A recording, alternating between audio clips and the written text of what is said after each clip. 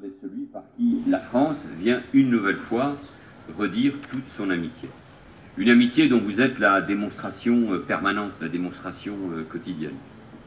Comme vous le voyez, je ne suis pas venu seul, je suis venu avec les ministres et les parlementaires, mais aussi de nombreuses personnalités très impliquées dans la relation qui existe entre notre pays et Israël, et je ne peux pas toutes les citer parce qu'elles sont nombreuses, et je veux saluer bien sûr tous ceux qui m'accompagnent.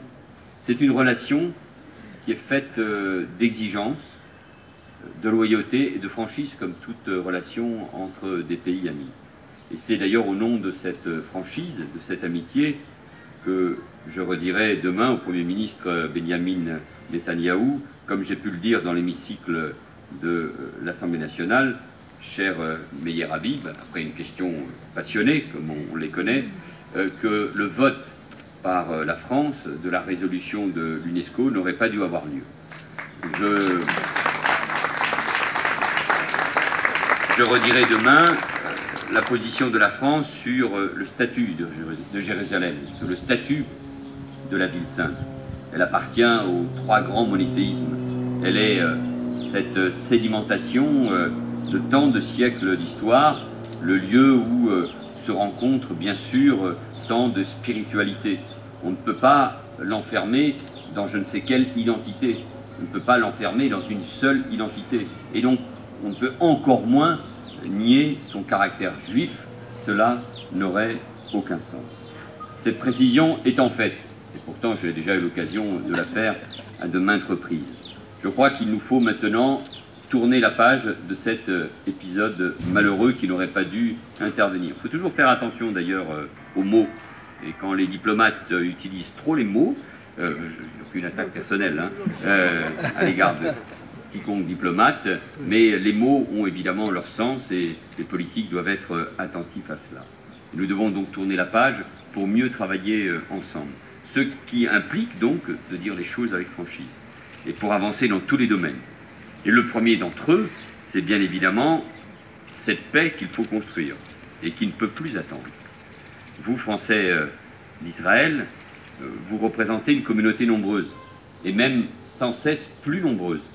Vous constituez d'ailleurs aujourd'hui une des toutes premières communautés françaises de l'étranger. Vous êtes venus en Israël, j'imagine, je le sais, pour de multiples raisons. Nombreux parce qu'une partie de vos racines est là, parce qu'une part de votre identité se construit ici, même si vous restez profondément attachés à la France, à la République, à ses valeurs. Je sais que beaucoup d'entre vous avaient récemment décidé aussi de vous installer ici comme d'autres avant, de faire votre Aliyah. C'est le signe de l'attractivité économique d'Israël, des opportunités qu'elle représente pour nos compatriotes. J'ai d'ailleurs rencontré ce matin des jeunes créateurs français de start-up installés à Tel Aviv avec les trois ministres, avec Jean-Marie Le Guen et avec Axel Le Maire. Audrey Azoulay avait un autre programme tout aussi intéressant.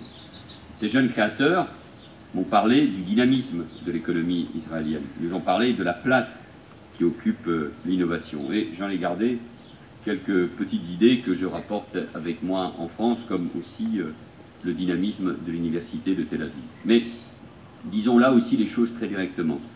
Si nombre d'entre vous ont fait le choix de venir s'installer ici, c'est bien sûr parce qu'il y a cette histoire d'Israël extraordinaire, cette histoire depuis 1948, ce pays pionnier dans bien des domaines, et cette aventure.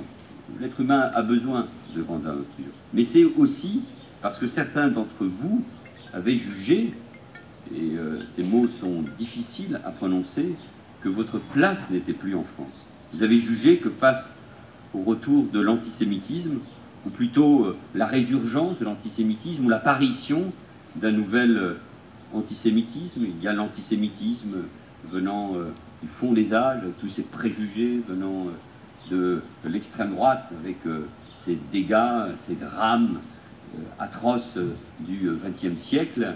Et puis il y a aussi ce que j'ai appelé ce nouvel antisémitisme, qui parfois est venu de l'extrême gauche, d'une partie de la gauche, qui est né aussi dans nos quartiers populaires, qui s'est propagé sur Internet, un nouvel antisémitisme nourri d'antisionisme face aux paroles, face aux actes, ceux qui ont torturé et tué il y a 10 ans Ilan Halimi, je le dis en présence d'Alexandre Arcadi, qui a réalisé un film magnifique sur le martyre de ce garçon, face à la menace terroriste, celle qui a frappé à Toulouse et à Montauban, celle qui a frappé l'hypercachère de Vincennes. Au fond, beaucoup d'entre vous, après les mots qu'on a entendus dans Paris, mort aux Juifs, ont considéré peut-être qu'il fallait partir, plier bagage, abandonner la France. Je respecte votre choix et je respecte tout choix personnel. Mais je le dis vraiment du fond du cœur. C'est pour la France un déchirement de voir partir ses enfants, non pas pour des raisons positives, parce qu'il y a cet attrait de l'ailleurs, mais pour des raisons négatives, parce qu'il y a cette peur de rester. Et pendant trop longtemps, la France n'a pas su prendre la pleine mesure de l'angoisse dans laquelle vivaient les Français juifs. Pendant trop longtemps, elle n'a pas su entendre leur détresse. Pendant trop longtemps, nous avons été quelques-uns à prêcher, bien seuls, face à ce constat que nous faisions. Il a fallu attendre les terribles événements de janvier de 2015 pour qu'il y ait une forme de réveil, de sursaut. Et quand j'ai dit que la France sans les Juifs de France n'était pas la France, j'ai bien senti qu'il y avait une forme d'électrochoc qui était en train de se créer. Car l'antisémitisme, la haine des Juifs, ce n'est pas la France. Avec le président de la République, avec le ministre de l'Intérieur, nous combattons avec la plus grande détermination ceux qui, par les paroles et les agissements, distillent la haine. Et la République doit être intraitable. Et elle l'est par sa mobilisation. Elle doit protéger. Elle met tout en œuvre pour cela grâce à ses policiers, à ses gendarmes, à ses militaires. Nous leur donnons davantage de moyens qui, chaque jour, chaque heure, sont sur le qui-vive, à la fois pour protéger les Français juifs, mais pour protéger tous les Français. Nous l'avons vu avec les terribles attentats du 13 novembre 2015, combien les attentats, combien le terrorisme pouvait frapper par ailleurs de manière aveugle notre jeunesse, notre culture, nos modes de vie. Mais c'est un combat de longue haleine. Mais ce combat, c'est une conviction profonde, et c'est même pour moi l'engagement d'une vie, nous le gagnerons.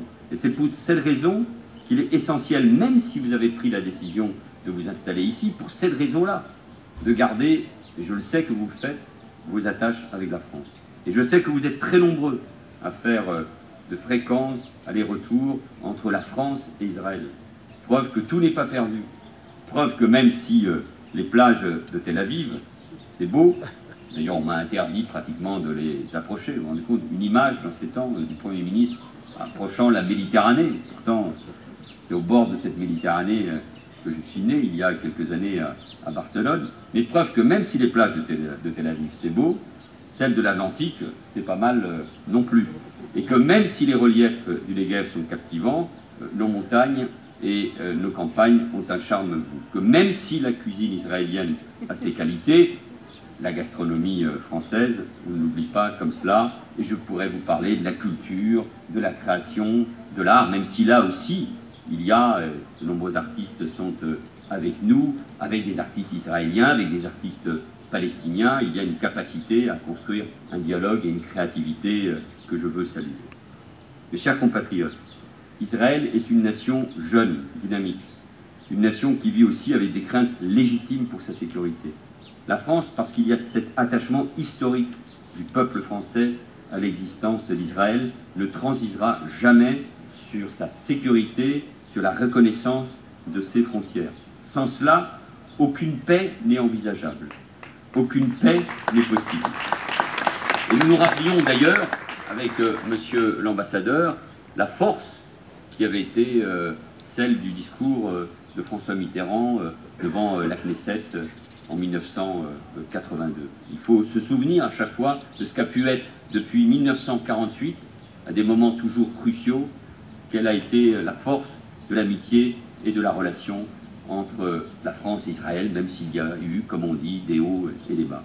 Cette paix, tant espérée, tant envisagée, tant de fois ajournée, reste à construire entre Israéliens et Palestiniens.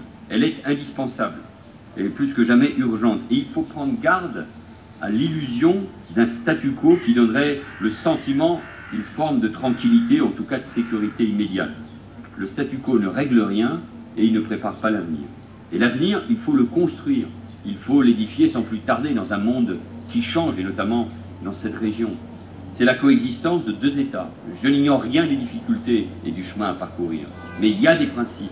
Et ce principe, c'est la coexistence de deux États, un État palestinien aux côtés de l'État d'Israël, et un État palestinien dont la viabilité doit être assurée avec Jérusalem comme capitale de ces deux États. Il faut oser la paix. Nous en connaissons bien sûr les difficultés, et je n'ignore rien là non plus du scepticisme. Nous en mesurons bien sûr les obstacles. J'en perçois, y compris chez vous, je le sais bien au moment où je prononce ces mots, les réticences. Mais il faut continuer. Nous tous, Français, savons le prix des haines ressassées. Nous savons aussi ce que des peuples réconciliés, vivant côte à côte, se respectant mutuellement, peuvent bâtir ensemble.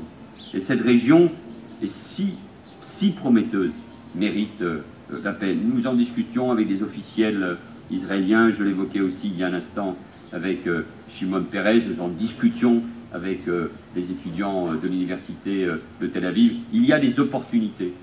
Cette région connaît des bouleversements majeurs. Il y a bien sûr la guerre en Syrie, en Irak, il y a la confrontation entre le monde chiite et le monde sunnite, il y a la situation en Égypte, il y a ce qui est en train de se passer, des bouleversements dont il faut prendre la mesure dans les pays du Golfe et plus particulièrement en Arabie Saoudite. Il y a des possibilités.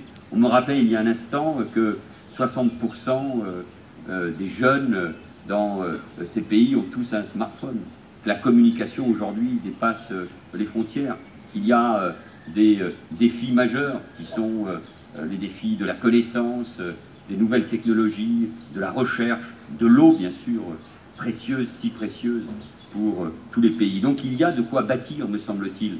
Et Israël peut porter, avec l'aide de l'Europe, avec le soutien de la France, avec l'engagement de la France, des projets qui doivent permettre aussi la paix. Il faut des grands projets pour pouvoir mobiliser les pays et les peuples. Et agir pour la paix, comme le fait la France, en ami, c'est agir pour la sécurité d'Israël. Et c'est pour cette raison que nous mobilisons notre diplomatie.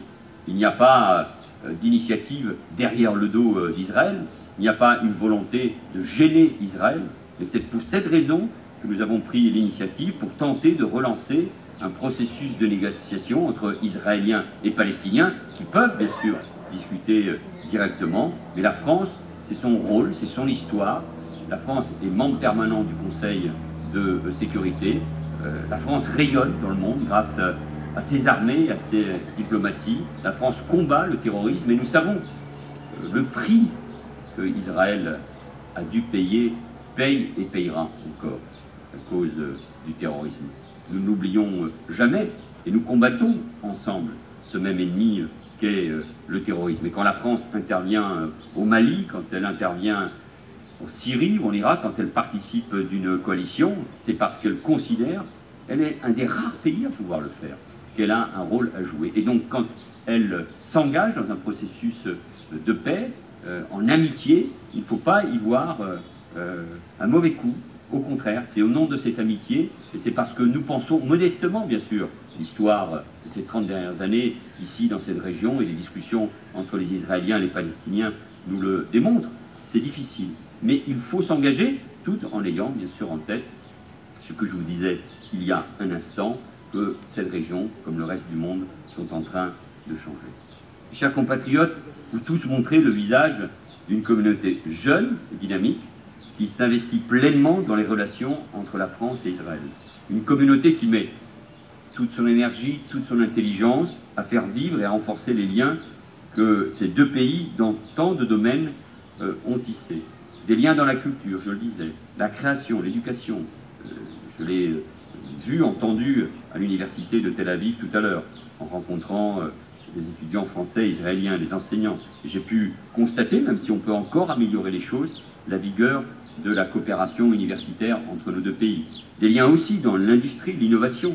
J'ai inauguré ce matin la centrale solaire de Smorod, magnifique exemple de ce que nos entreprises et nos technologies peuvent apporter à Israël. Et je sais que dans le domaine des transports, dans le domaine de l'agroalimentaire, beaucoup de progrès ont été réalisés. Je ne doute pas que nous puissions faire encore davantage. Et au fond, tout cela démontre également quelque chose qui me paraît évident, c'est que la France avance. Car en effet, la France avance. Et d'ailleurs, peut-être, je n'ai pas besoin de le dire ici, tant quand on est à l'extérieur de la France, l'image, le regard que l'on peut porter sur la France sont différents de ce que les Français eux-mêmes ressentent en France, dans